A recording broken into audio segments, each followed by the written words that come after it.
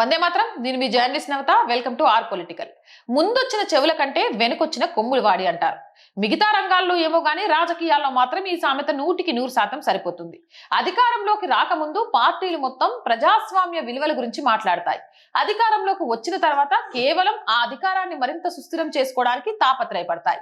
ఇందుకు ఆ పార్టీ ఈ పార్టీ అన్న తారతమ్యం ఏమీ లేదు, సుమారు అన్ని అలాగే ఉన్నాయి.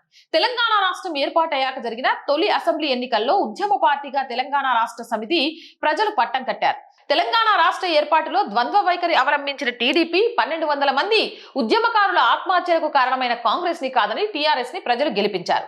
ప్రభుత్వం ఏర్పాటయ్యేందుకు కావాల్సిన మెజారిటీ ఇచ్చిన 3-4 జెండా ఎగరేస్తే ప్రభుత్వం కుప్పకూలిపోయే ప్రమాదం ఉండే. దీంతో ఆపరేషన్ ఆకర్షణకు తెరలేపింది. ఎన్నికలు ముగిసిన వెంటనే బహుజన సమాజ్వాద్ పార్టీ నుంచి గెలిచిన 2 ఎమ్మెల్యేలను గులాబీ కండువా కప్పేసింది. వారి తర్వాత తెలుగుదేశంతో మొదలుపెట్టి కాంగ్రెస్ పార్టీ వరకు ఎమ్మెల్యేలందరినీ తన పార్టీలో చేర్చుకుంది. చివరికి కమ్యూనిస్టు పార్టీని సైతం వదిలిపెట్టలేదు. నాడు ఈ పరిణామాన్ని గులాబీ పార్టీ రాజకీయ పునరేకీకరణ అని చెప్పింది.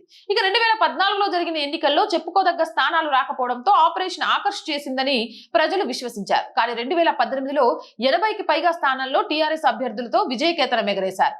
నాడు కూడా టీడీపీ కాంగ్రెస్ ఎమ్మెల్యేలను పార్టీలో చేర్చుకోవడమే కాకుండా మంత్రి పదవులు సైతం ఇచ్చింది. కేసీఆర్ దానిని పునరేకీకరణ అని చెప్పారు. నాడు ఇతర పార్టీల గుర్తింపులపై గెలిచిన ఎమ్మెల్యేలు గులాబీ పార్టీలో చేరుతున్నప్పుడు రకరకాల విమర్శలు వచ్చాయి. అధికారం ఉంది కాబట్టి వాటిని కేసీఆర్ తొక్కిపెట్టారు. ఒరిజినల్ తెలంగాణ కాకుండా బంగారు తెలంగాణ బ్యాచ్ హవా పెరిగిపోయిందని అప్పట్లో విమర్శలు వచ్చాయి. అయినప్పటికీ వాటిని కేసీఆర్ పట్టించుకోలేదు. పైగా సొంత మీడియాలో రాజకీయ పునరేకీకరణ అనే కోణంలో కథనాలు రాయించారు. అప్పట్లో మీడియా మీద కేసీఆర్ ఉక్కుపాదం మోపడంతో తెలంగాణలో ప్రశ్నించే గొంతుక లేకుండా పోయింది. 2023లో అధికారంలోకి వచ్చిన తర్వాత కాంగ్రెస్ పార్టీ ప్రభుత్వాన్ని ఏర్పాటు చేసింది. ఆ తర్వాత గతంలో తనకు ఎదురైన అనుభవానికి గట్టి రివెంజ్ తీర్చుకోవాలని ముఖ్యమంత్రి రేవంత్ రెడ్డి భావించారు. అందులో భాగంగానే గులాబీ పార్టీలో గెలిచిన కొందరు ఎమ్మెల్యేలను కాంగ్రెస్ పార్టీలో చేర్చుకున్నారు. దీనిని బీఆర్ఎస్ నేతలు విమర్శించారు. సుప్రీంకోర్టు దాకా వెళ్లారు. విచారణ చేపట్టిన సుప్రీంకోర్టు ఈ అంశాన్ని స్పీకర్ దృష్టికి తీసుకెళ్లింది.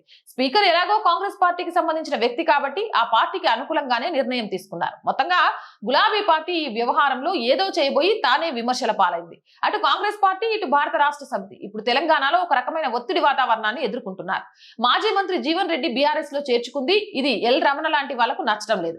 పైగా వచ్చే ఎన్నికల్లో జీవన్ రెడ్డికి టికెట్ ఇస్తామని గులాబీ పార్టీ పెద్దల నుంచి హామీ లభించినట్లు తెలుస్తోంది. అదే జరిగితే రమణ రాజకీయ భవిష్యత్తు మొత్తం నాశనమైనట్లే. అందువల్లే ఆయన జీవన్ రెడ్డి రాక పట్ల అసంతృప్తితో ఉన్నట్లు సమాచారం. మిగతా భారత రాష్ట్ర సమితి నాయకులు కూడా ఇదే ధోరణిలో ఉన్నట్లు సమాచారం.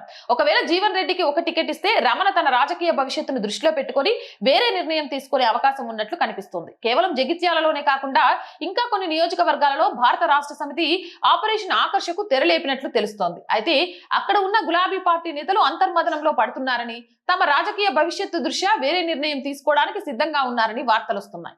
ఇక అధికార కాంగ్రెస్ పార్టీలో కూడా పరిస్థితి ఏమంత మాత్రం బాగోలేదు. రాజగోపాల్ రెడ్డి మంత్రి పదవిని ఆశిస్తున్నారు. అసెంబ్లీ వేదికగా కాంగ్రెస్ పార్టీని కడిగి పారేస్తున్నారు. ఎమ్మెల్సీ విజయశాంతి కూడా ప్రభుత్వ వైఖరి పట్ల తీవ్రమైన ఆగ్రహంతో ఉన్నారు. తన సేవలను పార్టీ వినియోగించుకోవడం లేదని ఆగ్రహం వ్యక్తం చేస్తున్నారు. ఇటీవల శాసన మండలిలో విజయశాంతి సంచలన వ్యాఖ్యలు చేశారు. పార్టీ వ్యవహార శైలి సక్రమంగా లేదని, ప్రభుత్వంలో కూడా సానుకూల దృక్పథం కనిపించడం లేదని మండిపడ్డారు.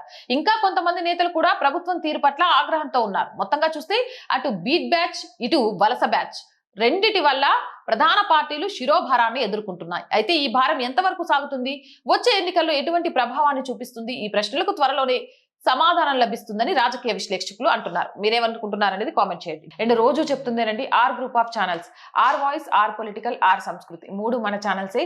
So please subscribe our channels. Content బాగుంది అనిపిస్తే లైక్ చేయండి, షేర్ చేయండి.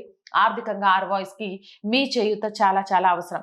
ఆర్థికంగా సపోర్ట్ చేస్తారు అని ఆశిస్తున్నాం. సపోర్ట్ చేయాలి అని అంటే సబ్స్క్రిప్షన్ పక్కనే జాయిన్ అనే బటన్ ఉంటుంది. 1 to 5 లెవెల్స్ ఉంటాయి. ఏదో ఒక లెవెల్లో సపోర్ట్ చేయండి.